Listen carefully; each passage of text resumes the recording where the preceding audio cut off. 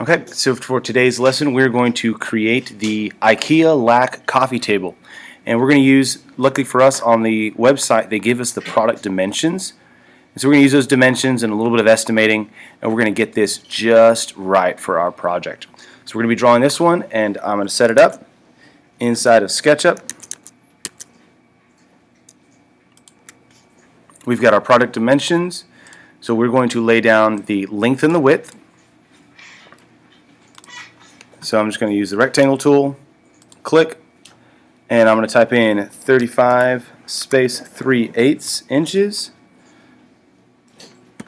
comma, 21 space 5/8 inches.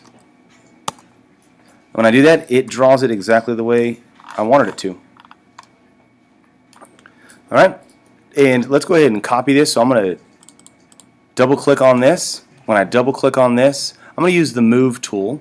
It's those 4 arrows, and so I click on it. And you can see down in our command line it says, if you press, for me it's the option, for you it's going to be the control key. But when I press that, I can move a copy of it over. And so we're going to move a copy of it over, and let's just type in 60. So 60 inches, so 5 feet. So it's moved that over, and this is going to be our example of how tall it should be. So we're going to use the height to make this rectangle exactly the size that we want it to be. We're going to use the push-pull tool, which is hotkey P. I click and I push it up. I'm going to push it up 17 space 3/4 inches and press enter. And now we have this as our frame of reference. So when we make our shape, we're going to make sure that it fits inside here. In order to keep things from interacting with each other in SketchUp, we make sure that we put things into groups. And so I'm going to select all of this, and kind of like we did in AutoCAD where we join things, we're going to select the whole thing.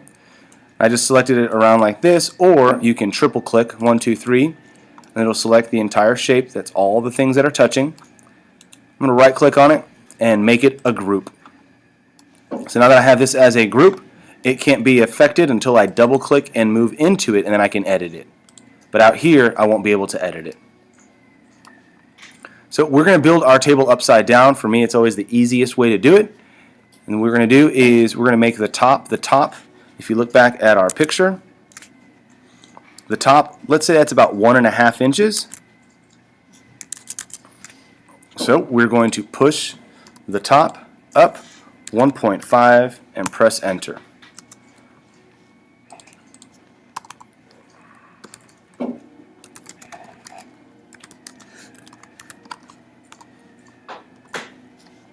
Once we've done that, let's triple click that, right click, and make it a group. That way when we put stuff on top of it, it won't affect it. If you don't do it and you want to see what happens, you will find out quickly. Alright, and now we're going to go ahead and we're going to make a rectangle just anywhere on the top of this. I'm going to click, I'm going to move it over, and I'm going to do 1.5, comma 1.5. And these are going to be the legs. We're going to have 4 of them. And for right now, what we need to do is we're going to push this up, and when I push this up, what's nice about SketchUp is I can come over here, and since this is my frame of reference, I know exactly how tall it needs to be. I don't have to know the number. I just know that it goes from the bottom, and I go right there, and my whole item will be this tall. So when I click on that, it locks it into that height. If you're thinking, what's our next step? Our next step is going to be to triple click, make it a group. So now I can move this around without it affecting the shape underneath me. If you've tried moving things around before they were groups, you will realize that it just pulls the shape apart. So we made our leg. Our leg equals 1.5, comma 1.5, and then we pushed it up, right? So up to match.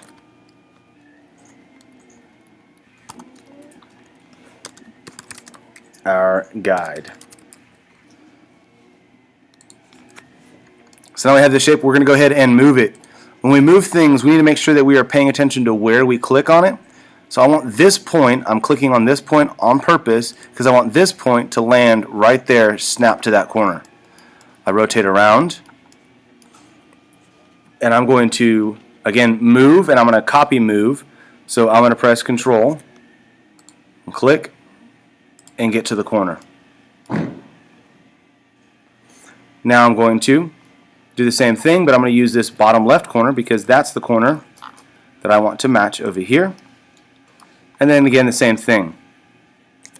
Click and move. Alright, we're pretty close to done. If you look back at our original, we just need to add that middle piece right there, that middle piece, and that's just going to be on the inside, and so we'll draw that, and because we have groups, will be real easy for us to do. So,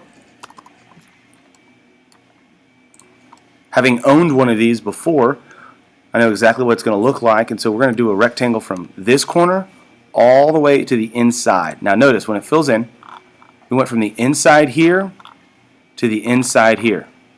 You see that? So it's not all the way to the outside, it's actually going to be a shelf inside those legs. Those legs are going to be support for it. So we take this and we're going to push it. And we're going to push it, I'm going to push it down 0.5. And once I've pushed it down 0.5, triple click, make it a group. Alright, most of the time whenever we create a shape and we create a part, if you will, we make it a group so that we can assemble it all together. It makes assembly very easy.